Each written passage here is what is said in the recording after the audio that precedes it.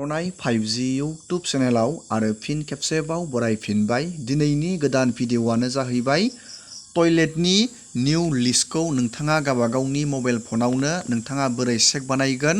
नोंथाङा जुदि बे लिस्टआव नाम दं अब्ला नोंथाङा टयलेटखौ मोनबाय बा नोंथाङा उननि समाव टयलेटखौ नोंथाङा मोननो थांगासिनो दं। जाय बिथांमोना टयलेटखौ एप्लाइ खालामदोंमोन 2020 आरो दा 2024 बे समनि गेजेराव जाय बिथांमोना टयलेटखौ एप्लाइ खालामदोंमोन नोंथांमोननि बेयाव लिस्टखौ बहननानै होबाय।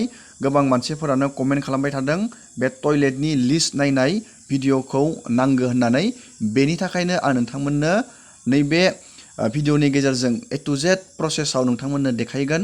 नोंथाङा अनलाइन गावबागावनि मबाइल फनावनो बे टयलेटनि नैबे लिस्टआव नोंथांनि नामा दंना गैया नोंथाङा बेखौ बोरै चेक बानायो।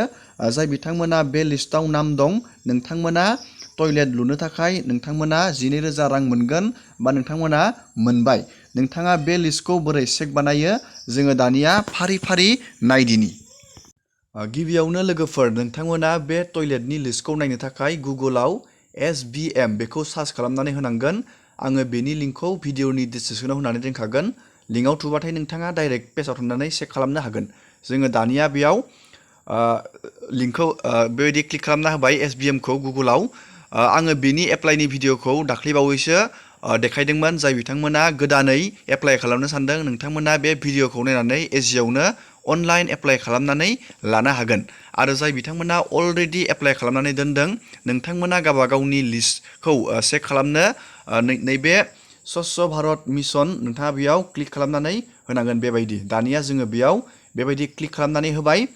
नैबे पर्टेलनि जोहैनो नोंथाङा बे टयलेटनि थाखाय एप्लाइबो खालामनो हागोन आरो लिस्टखौबो नोंथांमोना चेक खालामनानै लानो हागोन। गिबियावनो नोंथाङा बे पेजखौ बोखोनांगोन आरो बोखोनानै नोंथाङा नैबेयाव नुनो मोनदों नैबे नाउ इउ आर सार्च नैबे स्वच्छ भारत डाटा नैबेयाव नोंथाङा क्लिक खालामनानै होनांगोन। जाय बिथांमोना लिस्टखौ चेक खालामनो सानदों नोंथांमोना नैबे नाउ इउ आर स्वच्छ भारत डाटायाव नोंथाङा बेयाव क्लिक खालामनानै होनांगोन। आरो जाय बिथांमोना गोदानै एप्लाइ खालामनो सानदों नोंथांमोना नैबे एप्लिकेसन फर्म फर IHSL डेशबर्डआव नोंथाङा क्लिक खालामनानै नोंथाङा बेयाव इजियावनो नोंथाङा टयलेटनि थाखाय गोदानै एप्लाइ खालामनो हागोन। जोङो दानिया नैबेयाव लिस्टखौ नायगोन। दानिया नैबेयाव नोंथाङा क्लिक खालामनांगोन। नैबे बक्सआव नोंथाङा क्लिक खालामना होबानो जाबाय। दानिया जोङो बेयाव क्लिक खालामबाय। क्लिक खालामनाय लोगो लोगोनो बेयाव बेबायदि मोनसे पेज खेवगोन। नोंथाङा बे पेजखौ बोखोनानै नोंथाङा नैबेयाव नुनो मोनदों लास्टआव नैबेयाव मोनसे अपसन दङ। नैबे MR13A बे अपसना गोमानानै दंमोन। दा बेखौ अपसनखौ लन्च खालामना होफिनबाय गोदानै। बेयाव लिरना होखादों नैबे entry status of new house hulled in SBM phase 2 नोंथाङा बेयाव लिरना होखादों। बेयाव बोरायबो दं आरो गोदानै एड जानायाबो बेयाव बे डाटायाव नोंथांमोना इजियावनो चेक खालामनानै लानो हागोन। जुदि नोंथांनि बे नैबे डाटायाव MR13A नैबे entry status of new house hulled in SBM phase 2 बे डाटायाव जुदि नोंथांनि नामा दं नोंथाङा बे टयलेट लुनो थाखाय रांखौ मोनबाय बा नोंथांमोना मोननो थांगासिनो दं। नोंथांमोना बेखौ चेक खालामनो थाखाय नैबे MR13A अपसनाव नोंथाङा क्लिक खालामनानै होनांगोन। जोङो दानिया बे MR13A अपसनाव क्लिक खालामनानै बेबायदि होबाय। दानिया नोंथाङा बेयाव गावबागावनि नैबेयाव नोंथांनि स्टेटखौ नोंथाङा बेयाव सिलेक्ट खालामनांगोन। जोङो बेयाव आसामाव क्लिक खालामनांगोन। नैबेयाव दं आसामा जोङो बेयाव क्लिक खालामनानै होनांगोन। जोङो बेयाव आसामाव क्लिक खालामनानै होबाय बेबायदि।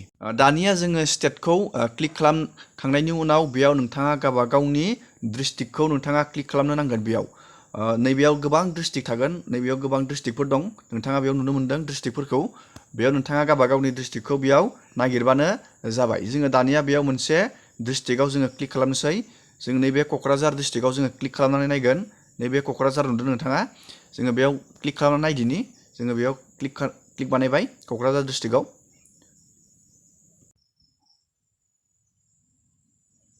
दानिया नोंथाङा बेबायदि नोंथाङा गावबागावनि नैबेयाव लिस्टखौ नोंथाङा नायना लानो हागोन। नोंथांनि नाम नोंथांनि गासैबो फेमिलिनि डाटाया बेयाव थागोन। नोंथांनि रेशन कार्डनि गासैबो डाटाखौ नोंथाङा फारि फारि बेबायदि नागिरलांबानो जाबाय बे पिडिएफखौ डाउनलड खालामनानै।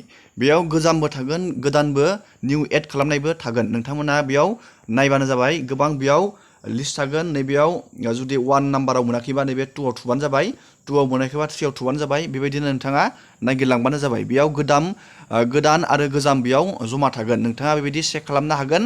जाय बिथांमोना टयलेटनि लिस्टखौ चेक खालामनो सानदों, नोंथांमोना बेबायदि प्रसेसआव चेक खालामबानो जाबाय। दिनैनि भिडिअखौ आङो बेखिनियावनो फोजोबबाय। नोंथांमोना भिडिअखौ नायनानै मोजां मोनदोंबा लाइक खालामबानो जाबाय आरो बेबायदिनो गोदान गोदान गभर्नमेन्ट स्किम डिजिटेल खौरां मिथिबाय थानो थाखाय चेनेलाव गोदानबा चेनेलखौ साबस्क्राइब खालामबानो जाबाय। एसेनोसै दिनैनि भिडिअआ।